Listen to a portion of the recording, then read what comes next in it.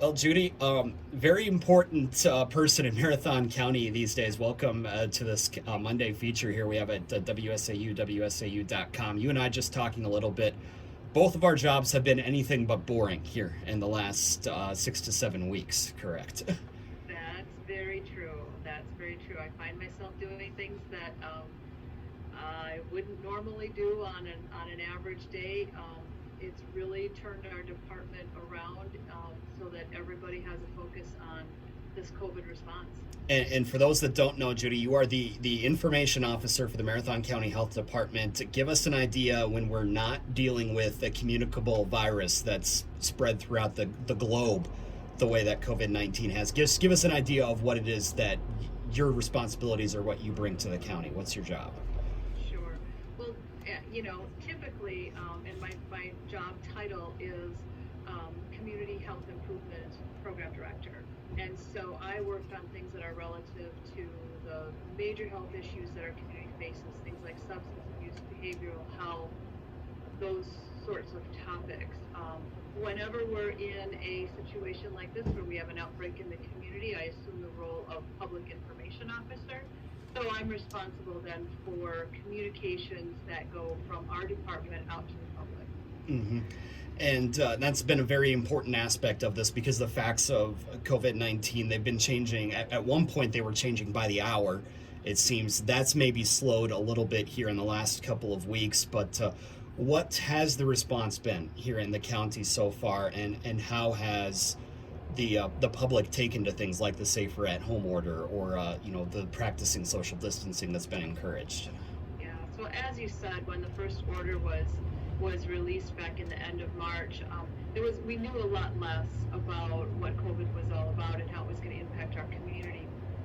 Um, Safer at home went into place, and so we wanted to make sure that people understood what that meant. There was a lot of questions about what is an essential business, and confusion about why is one business essential and another not. And so we worked uh, with a lot of people in the community, answering questions, helping them understand what is in the order, how it impacts them from a business perspective, but then also from a how do I keep myself from getting COVID perspective.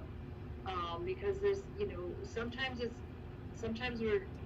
seems like we're dividing this issue, but in reality, it's all about keeping people safe, whether it's safe in your home or safe when you're out in the community. Yes, and that's exactly what some of these issue or pieces of legislation that have been handed down from the governor, the executive orders, have been about is keeping everybody safe. Here in Marathon County, we've had, as of the time of this recording, 21 cases so far. Is there anything at all to read into those numbers, or is this a sign that maybe some of that curve has been flattening, as they say? Well, when you look at the county numbers, we've been seeing a slow tick upwards. We get on average, between 2 and 3 cases per week. I'm happy that it's not any more rapid than that. We don't have a huge outbreak going on like we've seen happen in Milwaukee and Green Bay. So that's a really good sign, and that tells me that we have the disease here. It's prevalent in our community, but we're not experiencing the outbreak, and that's a really good indication that people have stayed home. They've limited their contact with other people, and that has limited the spread. And again, people will hear something like that and say, "All right, our job's done. We can start being normal again here." That's maybe the case, but I think that's probably not exactly the attitude that you want people taking at this point going forward. Correct? Correct. It's not an all or nothing because we're not done yet. We do have 2 or 3 cases coming in each week, which means we still have it, which means it's still spreading. So while that's an indication that maybe at the end of the month we may see some restrictions changing, um, we've seen a slight downward trend in cases across the state in the last 4 days, which is a good sign. The disease is still here, so we have to be really careful about how much we start to expose ourselves to other people. because this disease knows no boundaries or barriers, and if we give it the chance, it will spread from person to person. And that's exactly my next point, because the second, or excuse me, the number of positive tests, the ratio of positive tests has been going down. That's one metric I know people were going to be looking at as far as reopening the economy. We talk about metrics here like it's a batting average or something like that, but that's essentially what it is. Of course, with my background's the baseball reference in there. Just give us an idea of if we should be reading into that, the percentage of positive cases regarding relevant to the number of tests each day that's been going down. Well, our entire response to this pandemic has been decisions based on data. So every case that comes in, all of the contact tracing information, the availability of testing, the availability of PPE, the availability of our healthcare system to respond to people with COVID. All of these are data points that we are using to help us make informed decisions. And so every day we collect a little more data. Every day that gives us a little more information to point us in the right direction. What we're looking for is a continued downward trend of those cases. We're testing more, and we're not seeing huge numbers of cases come in. We're still seeing this kind of steady or even a slightly slower rate. That's a good indication, and we want to keep that happening. So we're using data to make decisions, just like you would in your sports analogy there. Right.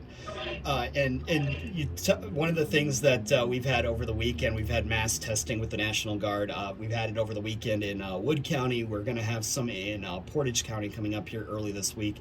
Is there any effort to try and get that in Marathon County as well, to try and, again, find out just how prevalent this is here in central Wisconsin? We've been talking about that. We're looking into it. We haven't made a final decision on that. But as soon as we do, we'll share that, because the whole idea of that testing is to make tests available to people. We want to be able to reduce the barriers so that, people can get tested easily. We also want to make sure that anybody that we identify through that testing process that may be positive with COVID, that they get the appropriate follow-up and treatment. So there's a lot of logistics that need to go into planning that, and we're looking into it. But I think the important thing that for people to understand about testing is, and the reason why there's such a push for testing is, the more testing we do, the more we know the true prevalence of COVID in our community.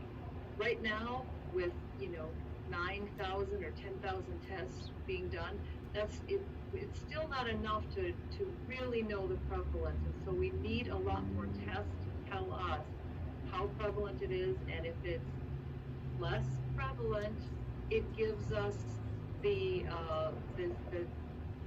it helps us understand when we'll be able to relax some restrictions and get people back to work, get people able to be out and about a little bit more, the way that I know we're all anxious to do. Yes, absolutely. I think there's a lot of people that are like me right now. They say you're never going to take another day, for me being in the Twin Cities under the lights at an event like that, or another time out at a concert. People aren't ever going to be taking that for granted again, because it has gotten to that point where people, you hear the conversations, they're just like, we had to let the kids do this because it's been away for 6 weeks or so, and we just couldn't tell them no another time. And I think that's something that's probably the most anxiety inducing thing that we're struggling with right now, is the loss of that normalcy in our everyday lives. Yeah, this has been hard on everyone.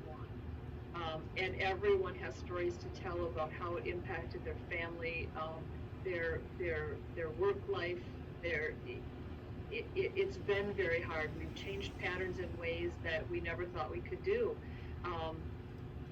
I like to look at the glass as half full, Mm-hmm. and so I like to think of this as opportunity to think about, what are the things that I've changed in my life that I might want to continue to do?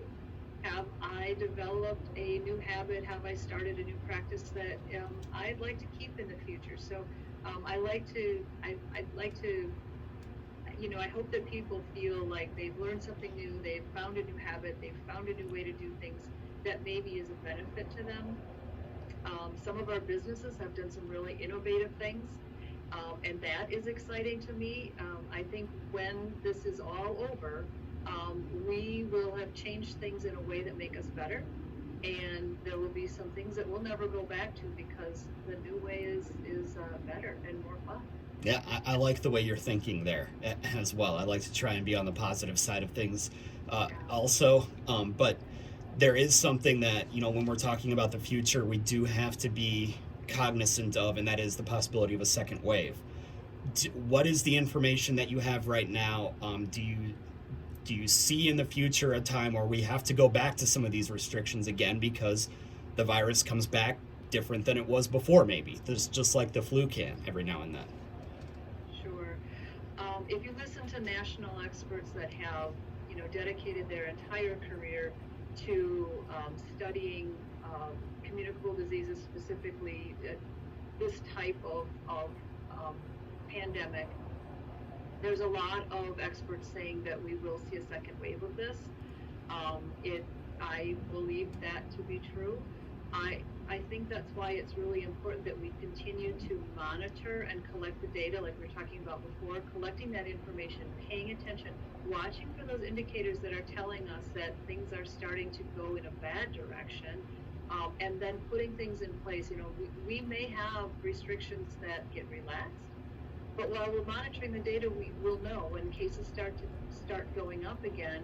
Maybe we need to put those restrictions back in place a while to slow that spread of the disease down until we get to the point where we have vaccine or we have herd immunity in the community that helps us know that we're not going to see a lot of severe illness and death from COVID. So I think it will go. I think there will be ebbs and flows to this.